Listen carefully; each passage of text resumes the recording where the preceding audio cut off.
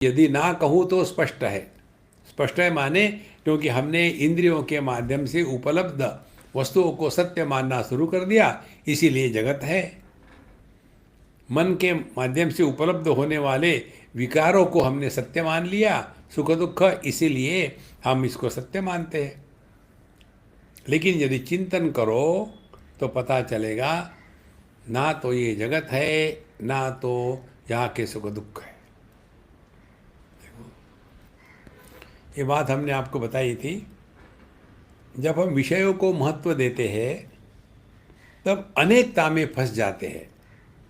जैसे रूप रंग का उदाहरण ले लो, सबसे आसान उदाहरण है समझने के लिए। रूप रंग के उदाहरण में रूप रंग अनेक है, उसमें फंस गए, संसार शुरू। और थोड़ा चिंतन करो, रूप रंग की सत्ता कहाँ है? रूप रंग की सत्ता हमारे दृष्टि में है। तो आप दृष्टि में आ जाओ। दृष्टि में आगे माने क्या किया आपने? रूप रंग की अनेकता में आप फंसे नहीं हो। जब रूप रंग की अनेकता में फंसे नहीं है तो संसार कहाँ है?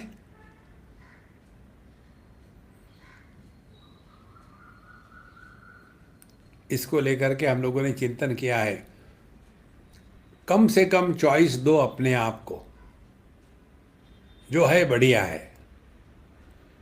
तो जितना हम कम चॉइस देंगे अपने आप को, उतने हम विषयों से हट करके इंद्रियों में प्रवेश करेंगे।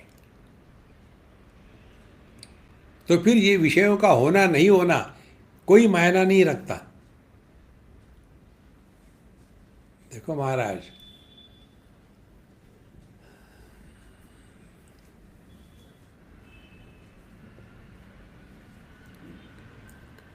फिर बहुत धूम धड़ाका हो, जैसे शिवरात्रि में कल रात को हुआ था, बहुत धूम धड़ाका। यहाँ तो शांति हो, कोई फर्क नहीं पड़ा। देखो, यह एक दीर्घ स्वप्न है। यदि ना कहूँ तो स्पष्ट है। ये इसलिए स्पष्ट है क्योंकि हमने जगत के विषयों की विविधता को सत्य माना है। रूप रंग की सत्ता दृष्टि में है, और दृष्टि का ना रूप है ना रंग है। तो हमको यदि दुनिया से अपने आप को बचाना है, समझना है दुनिया को, तो क्या समझेंगे? यह दुनिया या सभी के सभी विषय जो है, शब्द स्पर्श रूप रस गंध, ये सभी के सभी विषय केवल हमारे इंद्रियों का ही प्रक्षेपण है। देखो पहले ज़माने में होता था ना वो सिनेमा थिएटर, तो उसमें वो जो उसकी मशीन होती थी जिसमें फिल्म चलती है, प्रोजेक्टर, वो फिल्म जो है एक स्पीड में चलती है, विशेष स्पीड में, और पीछे से उसके बड़ा पावरफुल लाइट आता है। तो लाइट तो स्थिर है, लाइट नहीं घूम रहा है, और सामने का जो स्क्रीन है, पर्दा है, वो भी नहीं हिल रहा। बीच में ये जो फिल्म चल रही है एक सीक्वेंस में, तो उसमें पर्दे पर यह एक भ्रांति निर्माण हो जाती है, इल्यूजन निर्माण हो जाता है कि मानो वहाँ कुछ हो रहा है। देखो, इसी प्रकार से सभी के सभी विषय, उनकी सत्ता इंद्रियों में है। तो जब हम विषयों को महत्व देते हैं तो ये जगत सत्य ही स्पष्ट हो जाता है। देखो, और यदि वहां से अपने आप को वापस बुला ले, इंद्रियों में आ जाओ। इंद्रियों में आ गए तो जगत गायब। देखो, फिर जैसे हमने विषयों का त्याग कर दिया, ध्यान से सुनना, विषयों का त्याग कर दिया, उसके साथ इंद्रियों का भी त्याग हो जाता है।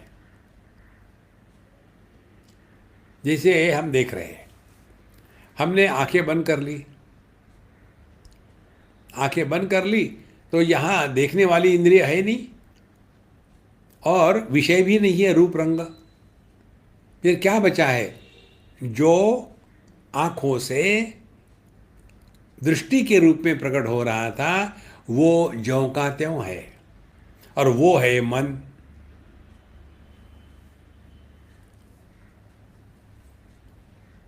यदि ना कहूँ तो स्पष्ट है। स्पष्ट कब है? जब हमने विषयों को महत्व दिया है, जब हमने अपने इंद्रियों की खुजली को प्रसन्न करने के लिए दुनिया भर के भोग में लग गए हैं।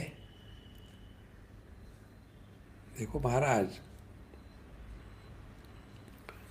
दो हाथ है, इस हाथ ने इस बाएं हाथ को खुजलाया, तो दाहिने हाथ को खुजलाने का आनंद नहीं आ रहा है, आनंद आ रहा है बाएं हाथ को जहां खुजली हो रही है।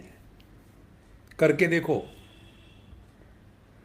लेकिन वहां ये भाव नहीं निर्माण होता कि दाहिने हाथ ने बाएं हाथ को खुजलाया इसलिए आनंद आया, क्योंकि उस आनंद में खुजलाने वाला और खुजलाया गया, भोक्ता और भोग्य, इसका भेद नहीं था। देखो, और यही दूसरा विषय हो तो, कोई विषय है और इंद्रिय है, तो ये हाथ के उदाहरण में विषय क्या है? विषय है खुजलाना, और इंद्रिय क्या है? हमारी चमड़ी, स्किन, यहाँ स्पर्श का ज्ञान होता है। तो ऐसा किया तो उसमें द्वैत का निर्माण नहीं होना, और वह जो आनंद है बाहर से नहीं आता, ब्रह्मानंद। उसी प्रकार से जहाँ हमने विषयों का त्याग कर दिया, उसी क्षण इंद्रियों का त्याग हो जाता है, क्योंकि इंद्रिय और विषय परस्पर अवलंबित है। इंद्रिय है तो विषय है, विषय है तो इंद्रियों की सत्ता है। विषय नहीं होगा तो इंद्र क्या करेंगे? अंधकार में आके खुली हो तो कुछ फर्क नहीं पड़ता। कितनी महत्व की बात है। तो होना क्या है?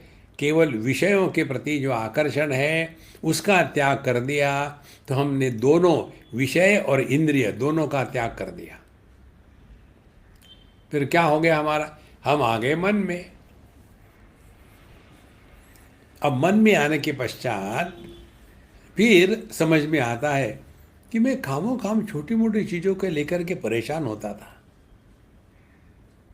देखो, लेकिन ये होने के लिए पहले मन को जीतना है। तो मन क्या है? मन में दो चैनल है, दो भाग है। एक है राग का, दूसरा है द्वेष का। और ये दोनों का कोई भी लॉजिक नहीं है, तर्क नहीं है। मुझे ये क्यों अच्छा लगता है, वो क्यों अच्छा नहीं लगता, कोई लॉजिक नहीं, कोई तर्क नहीं है। ना सरल बात, बहुत सिंपल है संतो, कठिन नहीं है।